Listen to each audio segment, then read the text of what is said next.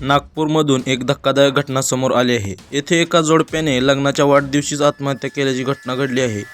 विशेष म्हणजे आत्महत्या करण्यापूर्वी पती पत्नीने एक व्हिडिओ शूट केला आणि कुटुंबियांना रडू नका असे आवाहन केले. बातमी सविस्तर पाहूयात. त्या अगोदर वी न्यूज मराठी चॅनेल पहिल्यांदाच पाहत असाल आणि चॅनेलला अजूनही सबस्क्राईब केलं नसेल तर नक्की सबस्क्राईब करा. मिळालेल्या माहितीनुसार नागपूरमधील या जोडप्याने लग्नाच्या 26व्या वाढदिवसानिमित्त आत्महत्या केली. दोघांनीही आत्महत्या करण्यापूर्वी लग्नातील कपडे घातले होते. आत्महत्या करण्यापूर्वी त्यांनी एक सुसाईड नोट ही लिहून ठेवली आहे. या सुसाईड नोटमध्ये त्यांनी आमच्या मृत्यूला कोणीही जबाबदार नाही, केवळ त्रासाला कंटाळून त्यांनी आत्महत्या केल्याचे लिहिले. यासाठी कोणीही जबाबदार राहणार नाही असेही त्यांनी म्हटले आहे. दरम्यान नातेवाईकांनी सांगितले की लग्नाला 26 वर्षे झाली पण त्यांना मूल झाले नाही.